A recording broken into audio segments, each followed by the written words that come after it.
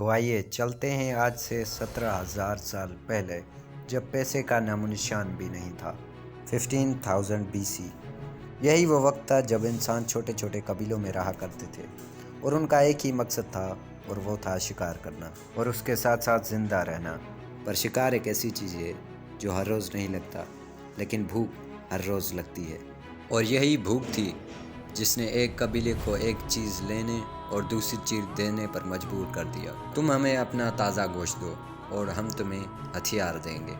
और इसी लेन देन में दोनों ही कबीलों का फ़ायदा था, क्योंकि अगर कोई एक चीज़ छीन कर ली जाए तो वो एक ही बार मिलती है, लेकिन एक चीज़ के बदले दूसरी चीज़ दी जाए तो वो हर बार मिलती है। और इसी की वजह से लेन देन का सिस्टम शुरू हुआ। और ये कहा जाता है कि बार्टरिंग सिस्टम की शुरुआत इराक से शुरू हुई थी और यहीं पर मेसोपोटामियन ट्राइब्स रहा करते थे।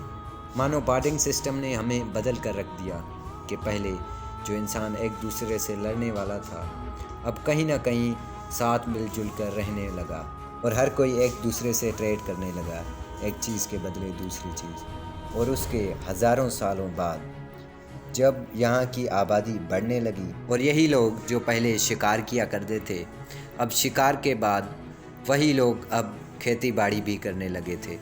इन हज़ारों सालों बाद ट्रेड की कमी होने लगी, क्योंकि एक बंदा दूसरे बंदे से अगर कोई चीज़ ले तो ये याद नहीं रहता था कि किस बंदे से कौन सी चीज़ लिए और किस बंदे से कौन सी चीज़ लिए और उसके बदले किसको क्या देना है। और यही सब चीज़ याद रखने के लिए और तब लोगों ने छोटे किले पर लिखना शुरू कर दिया, और इसी किले की मदद से शुरुआत होती है अकाउंटिंग की। और हमने लोगों का हिसाब किताब रखना शुरू कर दिया।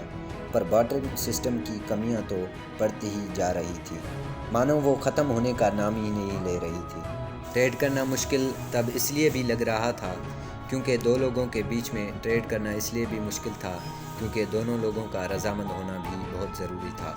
क्योंकि तुम्हें तो वो चीज़ चाहिए जो मेरे पास है, लेकिन मुझे चीज़ वो नहीं चाहिए जो तेरे पास है। और इसी की वजह से ट्रेड नहीं हो पाती थी। और उसके बाद हमें वो चीज़ चाहिए थी जो सबको चाहिए हो।